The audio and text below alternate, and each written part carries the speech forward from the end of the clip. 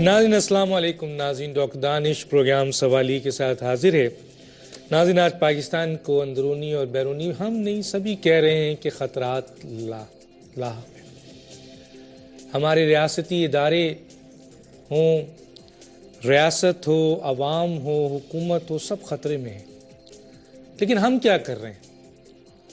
ہم ریاستی اداروں کی تذلیل کر رہے ہیں. آج بھی ہم عوام کو ہم نے کھلے عام دہشت گردوں کی رحم و کرم پر چھوڑ دیا. آج بھی ہنگو میں 6 معصوم بچے مارے گئے. آپ دیکھیں پاکستان کی ہر جگہوں پہ سے لاشیں اٹھ رہی ہیں. لیکن کن کی لاشیں اٹھ رہی ہیں؟ عام پاکستانیوں کی. میں پھر کہہ رہا ہوں، کل جس طریقے سے پالوشا نے کہا کہ ان لیڈروں کو کوئی نقصان نہیں پہنچ رہا، ان کے گھروں پہ کوئی لاشیں نہیں جا رہی ہیں، چاہے کوئی بھی لیڈر ہو.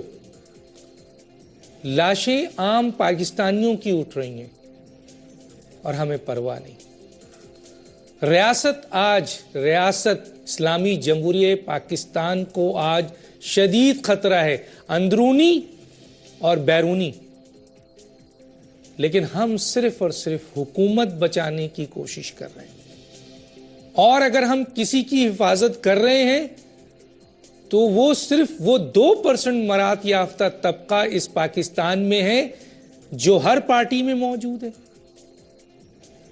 جو پاکستان کے ہر خطے میں موجود ہے. صرف ان کی حفاظت ہو رہی ہے اور ان کے خاندان والوں کی، ان کے رشتہ داروں کی حفاظت ہو رہی ہے، چاہے ان کا تعلق کسی بھی پارٹی سے ہو. آج بھی ہم سنتے ہیں 2 پیپلز پارٹی کے کارکن مار گئے، ایم کیو ایم کے مر گئے، نون کے مر گئے، جماعت اسلامی کے مر گئے، پی ٹی آئی کے مر گئے. عام پاکستانی مر رہا ہے. لیکن کبھی آپ نے سنا کہ کوئی بڑا لیڈر مرا؟ کیا ہے یہ؟ مثلا کیا چیز ہے یہ؟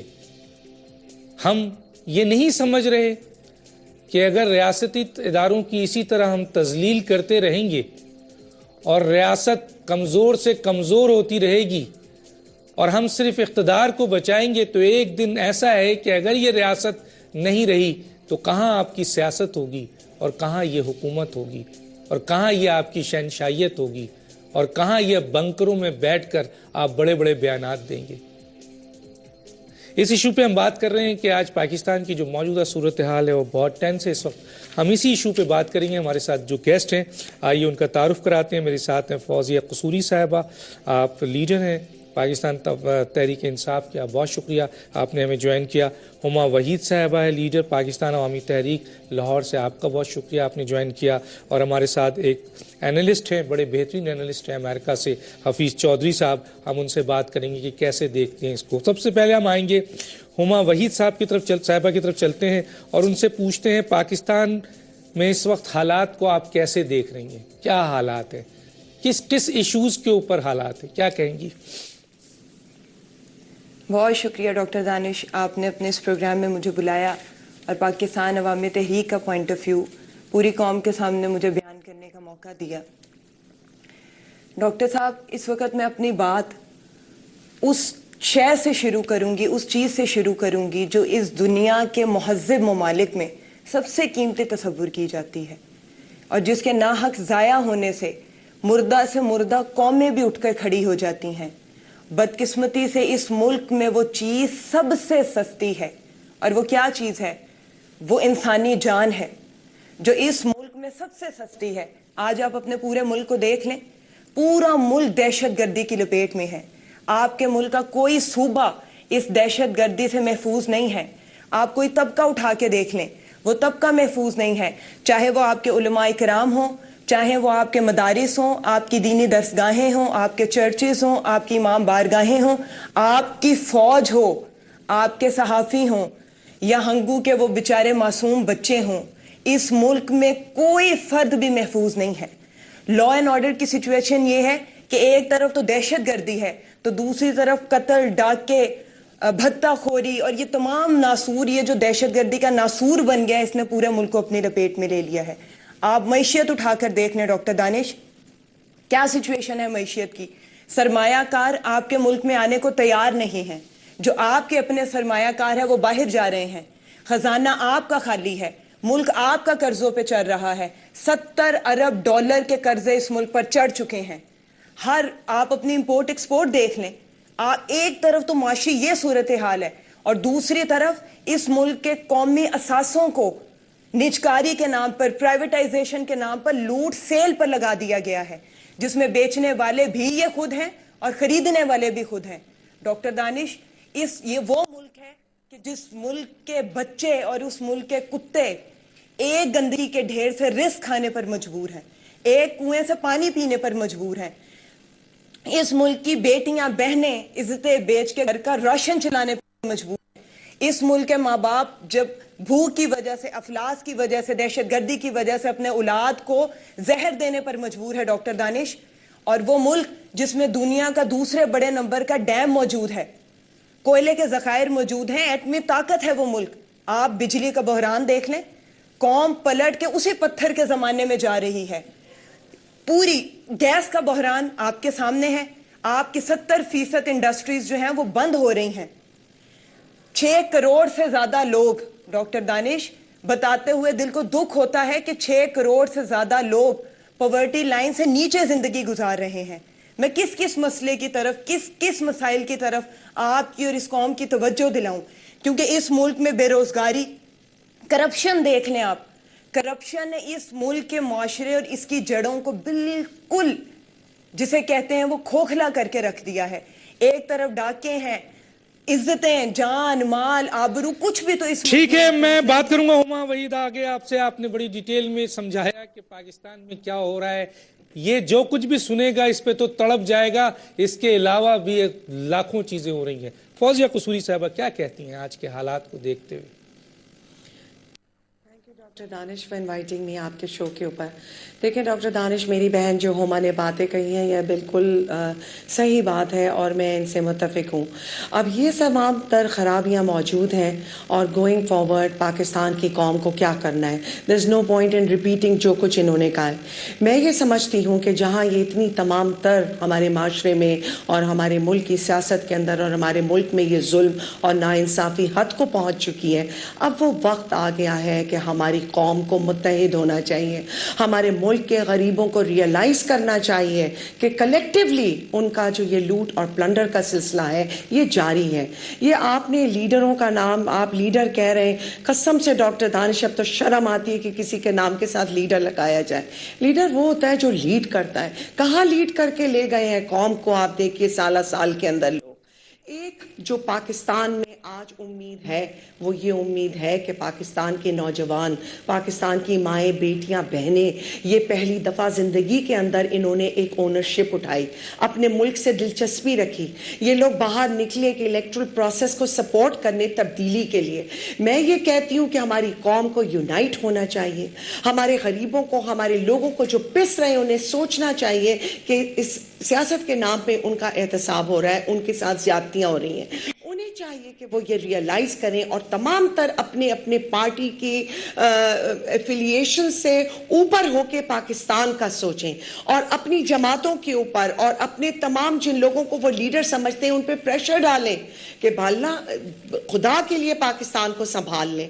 ڈاکٹر دانش، ہسٹری کبھی معاف نہیں کرے گی، پاکستان کے اتنے چیلنجز ہیں۔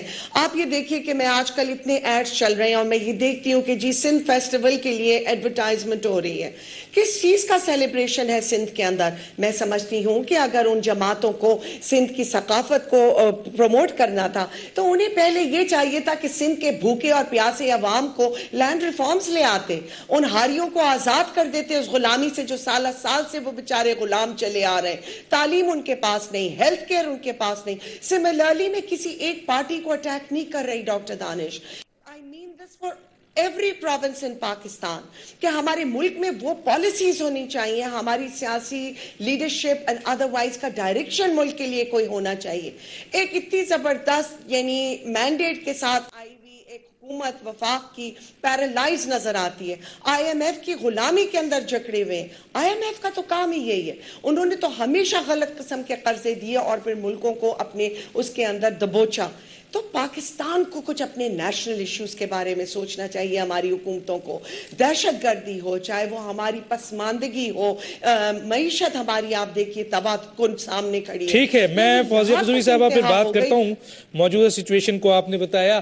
میں آتا ہوں حفیظ چودھری صاحب, آپ بیٹھے ہیں امریکہ میں لیکن آپ پاکستان کی سیاست کو اور ان چیزوں کو بہت سمجھتے ہیں جو موجودہ حالات ہے, اور دنیا کو بھی آپ دیکھتے ہیں. کیا کہیں گے آج پاکستان کہاں کھڑا ہوا ہے, کیسے حالات ہیں پاکستان کے, کیا سچویشن ہے اس وقت پاکستان کی, آپ کیسے دیکھتے ہیں؟ جی السلام علیکم ڈاکٹر صاحب, thank you for having me on your show. جو ہما حمید نے کہا یا فوزیہ قصوری نے کہا, میں اس سے بالکل متفق ہوں, لیکن یہاں میں آپ کو کچھ تھوڑی سی ریسنٹ ہسٹری کے بارے میں بتا کے پھر میں کچھ حل بتاؤں گا انشاءاللہ. اور دیکھیں, یہ 11 مئی کو جو الیکشن ہوا تھا پاکستان میں ایک امید کی نئی لہر اٹھی تھی کہ لوگوں نے ایک نئی لیڈرشپ کے لیے عمران خان کو جو ہے وہ بہت زیادہ پذیرائی دی. لیکن سم ہاؤ وہ الیکشن دھاندلی کی نظر ہو گیا بقول عمران خان کے. اس کے بعد عمران خان نے اسے قبول کیا اور آگے بڑھ گئے, اور پھر عمران خان اس کے بعد ایک اے پی سی ہوئی, اور اے پی سی میں ملک کا جو سب سے بڑا مسئلہ تھا دہشت گردی کا, اس کو ڈسکس کرنے کے لیے ہوئی. اب اے پی سی کے اندر عمران خان نے باہر آ کے کہا کہ میرے 4 پوائنٹ مان لیے گئے ہیں اور میں بہت خوش ہوں.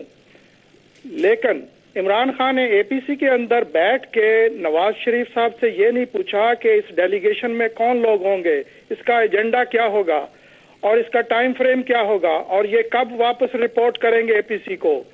اگر عمران خان کو نواز شریف صاحب یہ جواب وہاں نہیں دیتے تو عمران خان صاحب کو اس اے پی سی سے واک آؤٹ کرنا چاہیے تھا. یہ ہمارے 6 مہینے ضائع ہو گئے. ابھی وہ کہہ رہے ہیں کہ پھر ایک اور دھوکہ ہو گیا. یہ بائی ڈیزائن ہے یہ سارا کچھ ہو رہا. تو میں یہ کہتا ہوں کہ مومن ایک سوراخ سے 2 دفعہ ڈسا نہیں جاتا, اور کیا قائد اعظم بھی اسی طرح دھوکہ کھاتے تھے.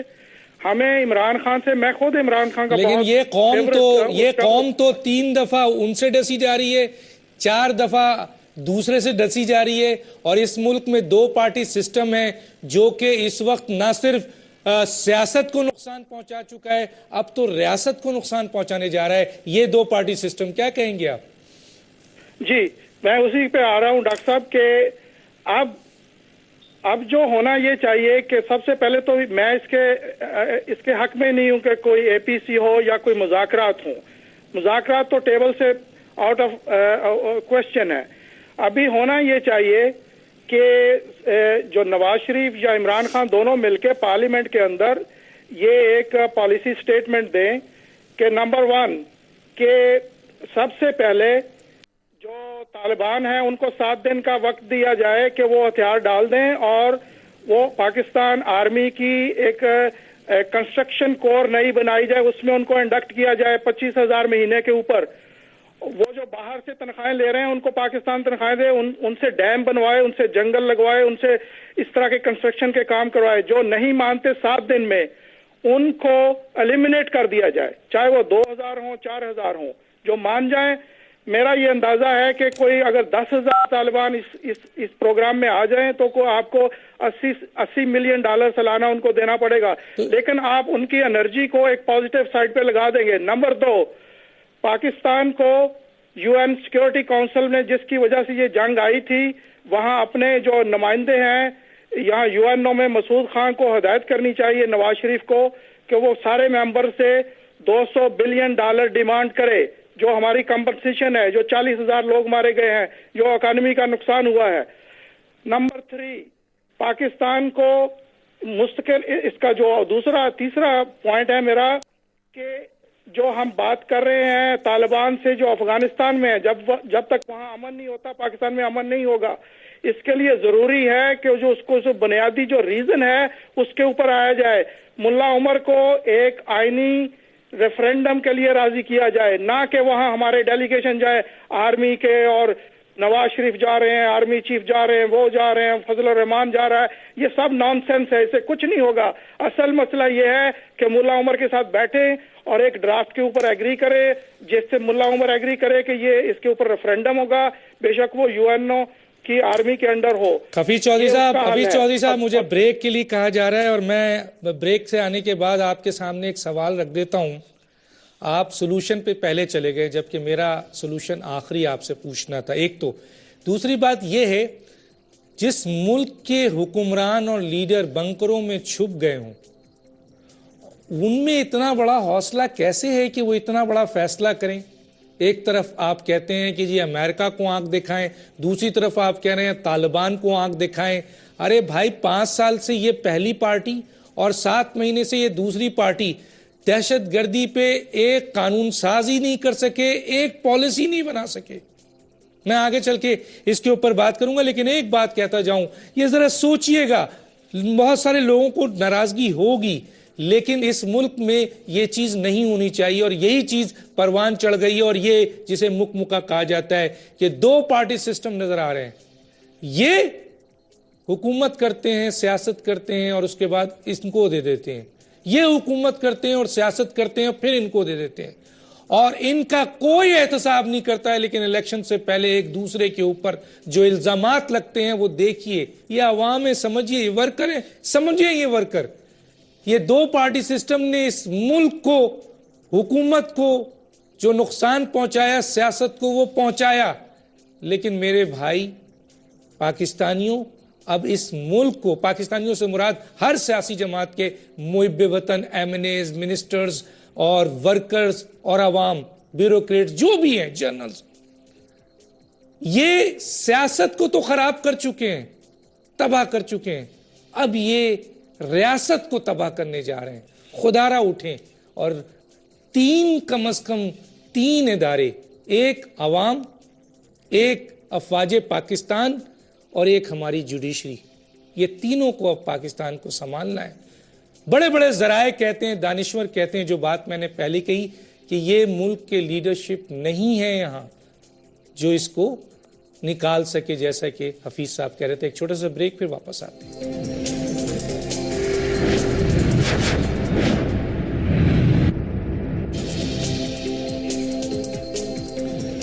ویلکم بیک ناظرین.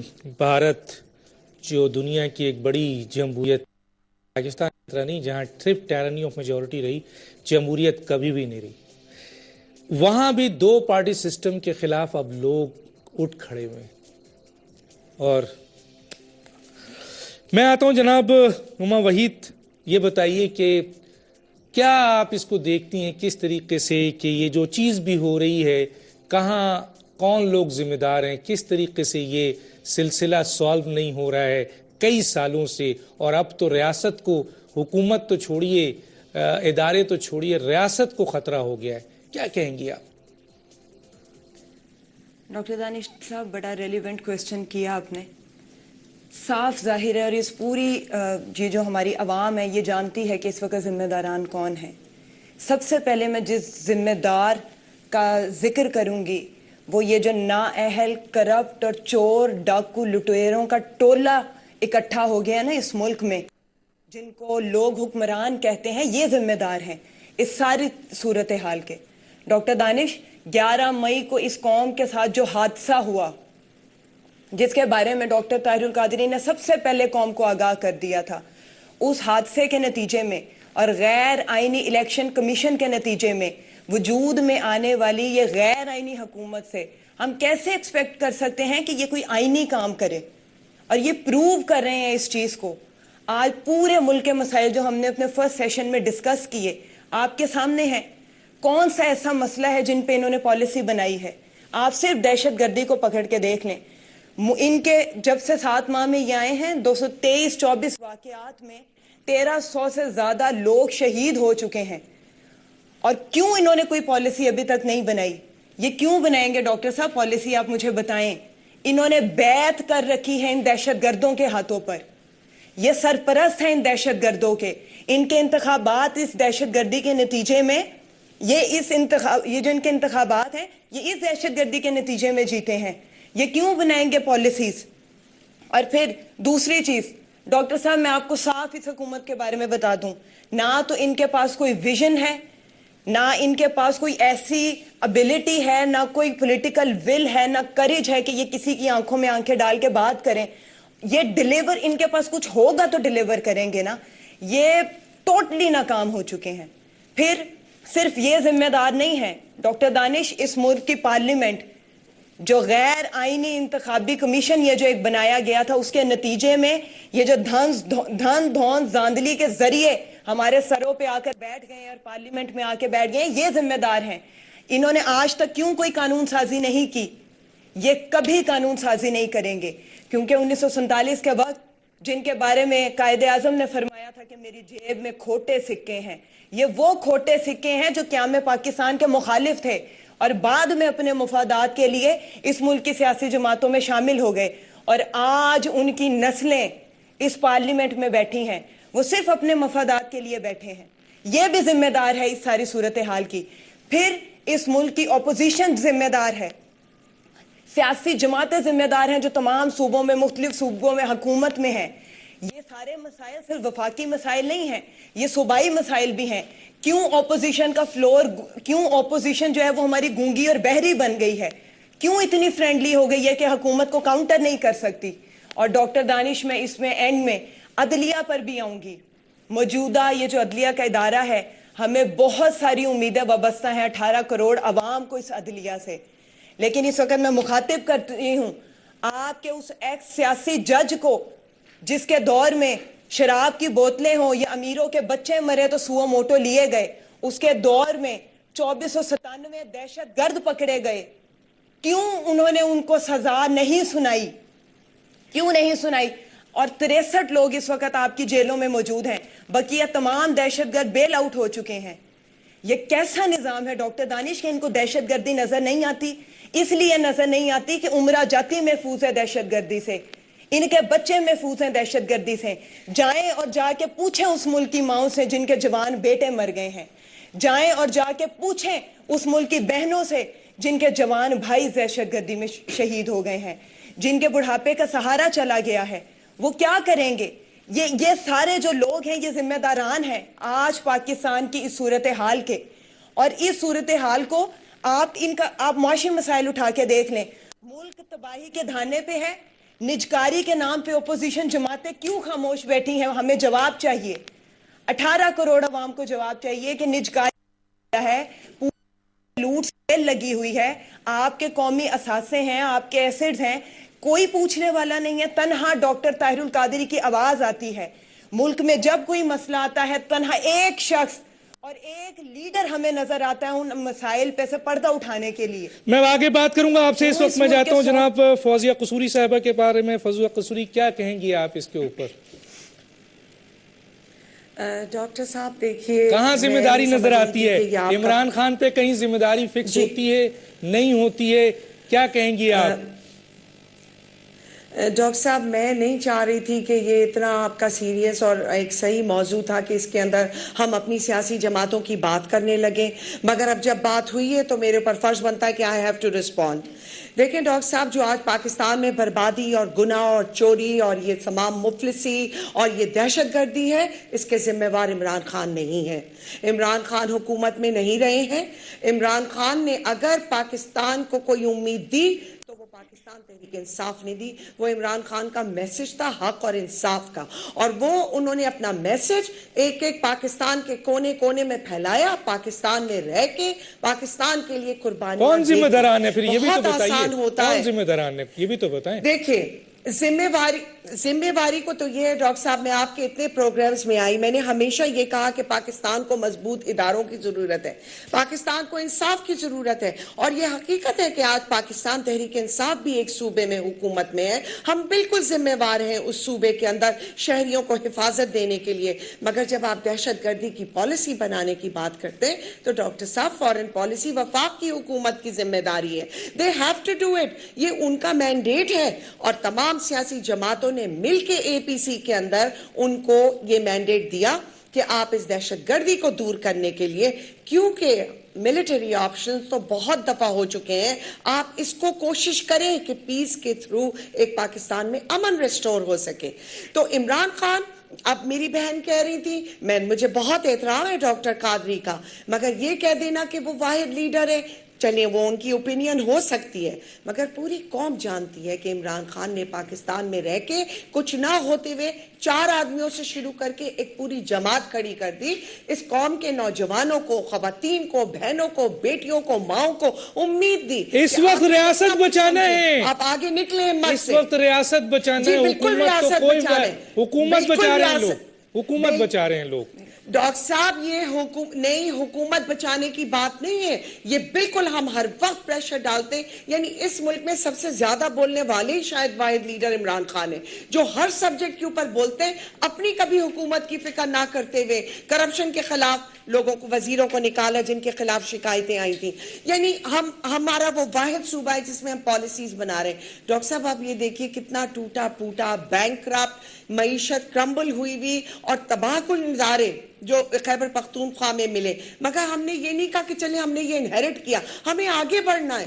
ہم نے اپنے بجٹ کے اندر سے پارلیمنٹ کا رول کہاں گیا بتائیں نا، پارلیمنٹ کا رول ایجوکیشن کی طرف دی۔ آپ پارلیمنٹ میں گئے ہوئے ہیں، پارلیمنٹ کا رول تو گپ شپ کا ادارہ ہو گیا ہے، اس کا تو کوئی ویلیو نہیں ہے۔ نہیں، اب یہ پارلیمنٹ کے اندر تحریک انصاف تو جتنا بول سک رہی ہے بول رہی ہے، اور میں آپ سے یہ اگر بات پہ ایگری کروں تو اس میں کوئی حرج نہیں ہے کہ میں بھی ان کو اور بولنا چاہیے، کیونکہ ہم ہیں ہی واحد اپوزیشن، اور وہ بولتے ہیں، کئی دفعہ ان کے وہ ایکسیپٹ نہیں ہوتے ہیں اور ان کو بولنے کی اجازت نہیں دی جاتی ہے، بٹ یہ کہنا کہ جی بول نہیں رہے، ہے ہی پاکستان تحریک انصاف۔ اور ڈاکٹر صاحب جیسا آپ نے کہا تھا، یہ بہت ضروری چیز ہے، یہ تجارتی لوگ ہیں، یہ دونوں سیاسی بڑی جو جماعتیں ہیں، انہوں نے پاکستان کو اپنی ملکیت سمجھا اور ہر ٹائم لوٹا اور برباد کیا، اور انفارچونیٹلی ہماری قوم کو وہ تعلیم نہیں دی، ان کو وہ اویئرنیس نہیں دی کہ یہ سمجھ سکتے کہ ان کے ساتھ کس قدر ان کی بربادی کا اسباب بن رہے ہیں بار بار ان کو ووٹ دینے کا۔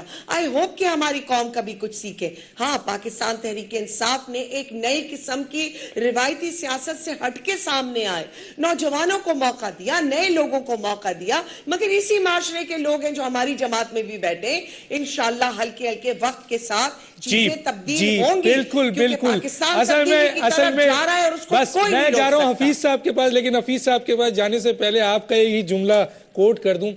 عمران صاحب کو کہا گیا، بہت سارے لوگوں نے کہا، ہم بھی کہیں گے، دوبارہ ایک اس سے کہتے ہیں کہ عمران آپ ایک انقلابی لیڈر کی صورت میں نظر آئے، لوگ نکلے، تباہی مچ گئی، لیکن آپ نے اس کرپٹ الیکٹرل سسٹم کو ایکسپٹ کیا، اور آج آپ سب سے زیادہ روتے ہیں کہ اس وجہ سے دھاندلی ہوئی ہے۔ اور صرف عمران خان نے دھاندلی کا نہیں کہا، تمام سیاسی پارٹیاں اس ملک کی ہیں، دھاندلی ہوئی ہے۔ لیکن ایک بات کہہ دوں عمران خان صاحب، آپ جکڑے ہوئے ہیں، کیوں؟ کیونکہ آپ کے اندر پارٹی میں کچھ ایسے لوگ ہیں جو اسی سسٹم کے بینیفیشری ہیں۔ ذرا غور کیجئے گا کہ جب اس سسٹم کے بینیفیشری ہیں، آپ چینج کیسے لائیں گے؟ حفیظ صاحب کیا کہتے ہیں آپ؟ جی ڈاکٹر صاحب،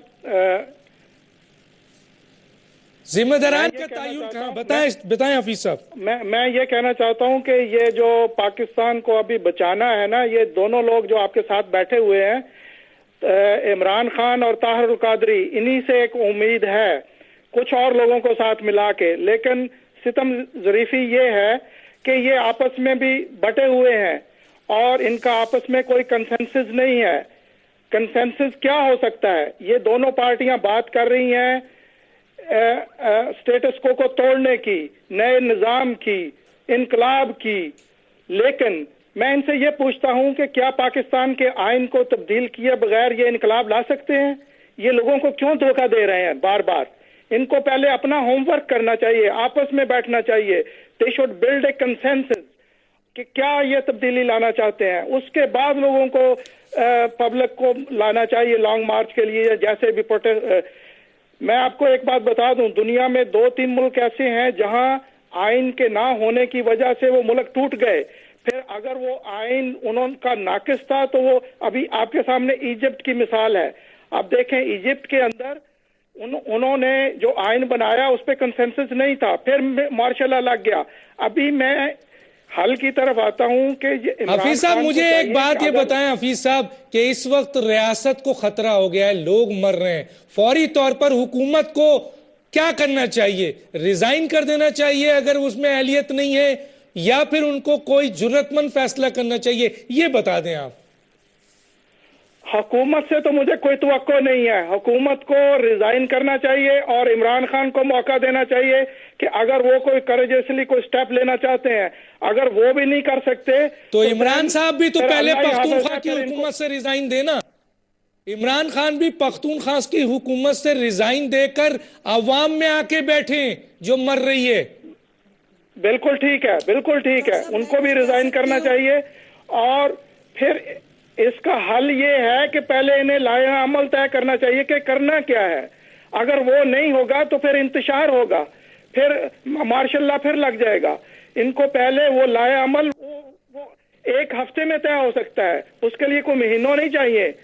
अगर इनमें अगर सिंसियरिटी है इमरान खान के अंदर, ताहरुल कादरी के अंदर या अल्ताफ हुसैन के अंदर, इनको चाहिए कि अपने दो दो नुमाइंदे बिठाएं और जो ये इनकलाब लाना चाहते हैं, जो ये स्टेटस को तोड़ना चाहते हैं, उसके ऊपर पहले कंसेंसस करें और फिर पब्लिक को सामने लाएं। ये इस तरह, इसके लिए होमवर्क बहुत जरूरी है। जी बोलिए बोलिए, आपको इजाजत है फौजिया, बोलिए। देखें डॉक्टर साहब, पाकिस्तान तहरीक इंसाफ ने हमेशा रिस्पॉन्सिबिलिटी के साथ सियासत की है। इमरान खान के साथ पाकिस्तान का नौजवान और यूथ खड़ा हुआ है। ये सब आपसे देखिए, मेरे आप कोई बात कहने से पहले सिर्फ एक जुमला सुनने कि हाफिज साहब ने भी और सब ने आपको ये आपकी ये बात मानी है कि दो पार्टी सिस्टम जो मुल्क को तबाह कर रहे हैं, उसमें इमरान क्योंकि इलेक्शन का हिस्सा बन गए हैं, आ गए, तो उम्मीद उन्हीं से की जा रही है, तो क्रिटिक्स भी उन पे होगा। तो डॉक्टर साहब मैं यही कहना आपको चाह रही हूं कि देखिए, कोई ऐसा काम नहीं करना चाहते जिससे हमारे आइन की खिलाफ वर्जी हो या हमारी जमहूरियत को खतरा हो। आप पार्लियामेंट से निकलकर रोड पे आप पार्लियामेंट से निकलकर रोड पे एहतजाज कर रहे हैं। आप बताएं, आप खुद बता रहे हैं। चाहता हूं कि अगर आप डॉक्टर साहब देखिए, मैं अपनी बात अगर जी फौजिया को बात कंप्लीट करने दें, मैं आता हूं ऑफिस साहब उसके बाद आपके पास। फौजिया जल्दी, क्योंकि ब्रेक में जाना है। देखिए डॉक्टर साहब, बिल्कुल डॉक्टर साहब, देखिए मैं सिर्फ ये कह रही हूँ कि हम कोई खुदा ना करे पाकिस्तान में खून का इनकलाब नहीं चाहते। हमने बात करनी है, लोगों को बताना है। बोल रहे हैं, आपने ये कहा कि हुकूमत को इस वक्त क्या करना चाहिए। आप बिल्कुल सही कह रहे हैं कि रियासत को बचाना चाहिए। हुकूमत को चाहिए कि तमाम स्टेक होल्डर्स को ऑन बोर्ड ले।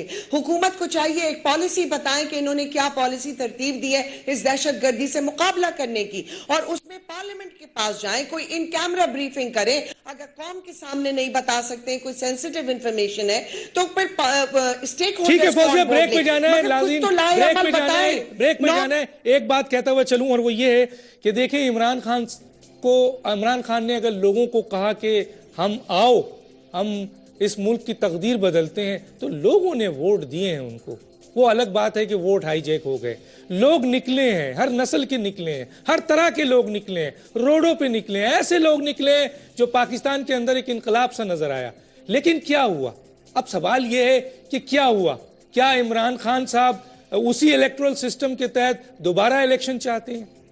क्या वो कर सकेंगे? और अब वो खुद कहते हैं कि डॉक्टर तायुल कादरी सही कहते थे, डॉक्टर तायुल कादरी सही कहते थे।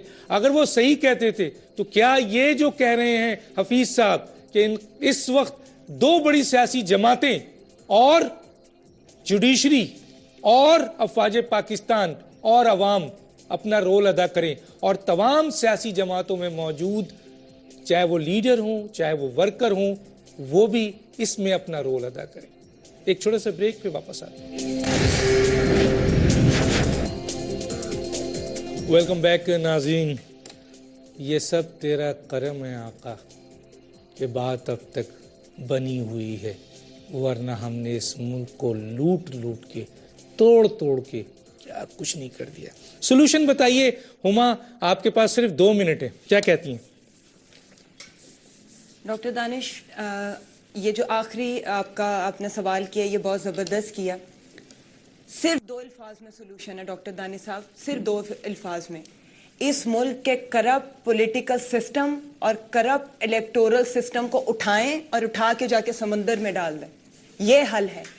ये भी फौजिया कसूरी साहिबा भी कह रही थी कि हम कोशिश कर रहे हैं और इस निज़ाम में रह के हम बेहतरी की कोशिश कर रहे हैं। डॉक्टर साहब, इस निज़ाम में रह के तब्दीली की बात करना और बेहतरी की बात करना ऐसे ही है जैसे आप किसी जहरीले अज़हे से सेहतयाबी मांग रहे हों, जैसे आप जहर से शिफायाबी मांग रहे हों, جیسے آپ چور ڈاکو لٹیرے سے اپنے گھر کی حفاظت مانگ رہے ہوں. اس نظام میں کوئی تبدیلی نہیں ہے. کیا کرنا ہوگا اس قوم کو؟ حل میری نظر میں یہ ہے، اور وہ یہ ہے کہ اس پوری قوم کو اب اٹھنا ہوگا. سب سے بڑی ذمہ داری عائد ہے آپ پر ڈاکٹر دانش، میرے پہ، اس ملک کی عوام پہ ذمہ داری عائد ہے کہ وہ اٹھے اور ڈاکٹر طاہر القادری کا ساتھ دے. جو وہ 1 کروڑ نمازی اس ملک انقلاب کے لیے چاہتے ہیں، اس کے لیے اٹھ کر کھڑے ہوں. کیونکہ ڈاکٹر طاہر القادری اس ملک میں کرپٹ پولیٹیکل سسٹم، جو جاگیرداری نظام، موروثی سیاست اور برادریزم پر مشتمل ہے، اس کا خاتمہ چاہتے ہیں. وہ اس ملک سے میں آئین کی بالادستی چاہتے ہیں، اور یہ جو آئین کا کڈنیپ کر لیا گیا ہے 17ویں 18ویں اور 19ویں ترمیم سے، اس کو نجات دلا کر حقیقی روح کے ساتھ آئین کی بالادستی چاہتے ہیں. وہ اس ملک میں حقیقی معنوں میں جمہوریت چاہتے ہیں. اور یہ سب کچھ کیسے آئے گا؟ جب عوام اٹھ کر کھڑی ہوں گی. ڈاکٹر دانش صاحب، عوام پر سب سے بڑی ذمہ داری ہے. انہوں نے سب کچھ دیکھ لیا، ٹھیک ہے، اور قوم جو گھر میں بیٹھ کے کہتی رہی، فوزیہ قصوری اور صاحبہ، اداروں پہ ذمہ داری. ڈاکٹر صاحب پلیز مجھے 1 منٹ دیں. اداروں پہ ذمہ داری ہے، اس ملک کی فوج پہ ذمہ داری ہے، اس ملک کی عدلیہ پہ ذمہ داری ہے کہ یہ تینوں عوام، عدلیہ اور فوج اکٹھی کھڑی ہو جائے اور اس انقلاب کو سپورٹ کرے، تاکہ 1 کروڑ نمازی جب کھڑے ہوں تو تینوں ادارے، تینوں لوگ مل جائیں تو انشاءاللہ اس ملک میں انقلاب. ٹھیک ہے، میں آتا ہوں فوزیہ قصوری صاحبہ کی طرف. جی فوزیہ قصوری صاحبہ، کیا آپ کو بظاہر سولوشن نظر آتا ہے؟ ڈاکٹر صاحب، جن سیاسی جماعتوں نے اسٹیک ہولڈرز ہیں، جنہوں نے اس ملک کے اندر الیکشن میں حصے لیے ہیں، انہوں نے تمام نے اپنی عوام سے، اپنے لوگوں سے وعدے کیے، اپنے ووٹر سے. پاکستان کے اندر صاف پینے کے پانی کی ضرورت ہے، پاکستان میں صحت کی اسکیمز کی ضرورت ہے، یہاں تعلیم عام ہونے کی ضرورت ہے، یہاں جابز کی ضرورت ہے. ہمارے لوگوں کو اٹھانا ہے، ہماری عوام کو طاقتور بنانا ہے. اور کبھی عوام طاقتور نہیں ہو سکتی ہے جب تک ان کے پاس تعلیم اور یہ تمام چیزیں نہ ہو. میں سمجھتی ہوں اس وقت جو سب سے بڑا چیلنج ہے یہ دہشت گردی کا، اس کے لیے حکومت کو ایک لائے عمل طے کرنا ہے. انہیں وہ پالیسی بنا کے سامنے پیش کرنی ہے. انہیں جو ایکشن لینا ہے، پاکستان تحریک انصاف ہمارے ملک کی فوج کے ساتھ کھڑے، ہم اپنے ملک کی بقا کے لیے لڑ رہے ہیں جیسے اور بھی سیاسی جماعتیں لڑ رہی ہوں گی، آئی ایم شیور. مگر یہ وقت آ گیا ہے کہ جس حکومت کے پاس یہ مینڈیٹ ہے، جن کا یہ کام ہے، یہ انہیں وفاق کی حکومت کو کرنا ہے. اسٹیک ہولڈرز کو آن بورڈ لیں، وہ ایکشن لیں جس سے پاکستان کی بقا اور سالمیت بن سکے. ٹھیک ہے، میرے پاس وقت نہیں ہے، میں آتا ہوں حفیظ صاحب کی طرف. حفیظ صاحب، ہم اپنے کوئی وعدے پورے نہیں کر سکیں گے عوام سے. جی حفیظ صاحب. جی ڈاکٹر صاحب، بات یہ ہے کہ یہ جو ہما صاحبہ نے کہا کہ انقلاب آئے گا اور 1 کروڑ نمازی آئیں گے اور وہ انقلاب لائیں گے، میں ان سے یہ درخواست کروں گا کہ طاہر القادری صاحب وہ جو انقلاب لانا چاہتے ہیں اس کا بلو پرنٹ پہلے آئینی ریفارمز کا قوم کے سامنے پیش کریں اور پھر اس کے اوپر کنسنسس حاصل کریں. اس کے بغیر اگر یہ چیز ہوئی تو بہت ڈینجرس ہوگی، انتشار ہوگا. میں بات ہوں پی ٹی آئی کی طرف. دیکھیں، ہوتا یہ ہے ہسٹری میں اگر آپ دیکھ لیں تو لوگ انقلاب کے لیے اٹھتے ہیں اور خود ہی اس سٹیٹس کو کا حصہ بن جاتے ہیں. ابھی جو مجھے نظر آ رہا ہے پی ٹی آئی کے اندر جو عمران خان کے ایڈوائزر ہیں اور جو جس طرح وہ چل رہے ہیں 30 اکتوبر کے بعد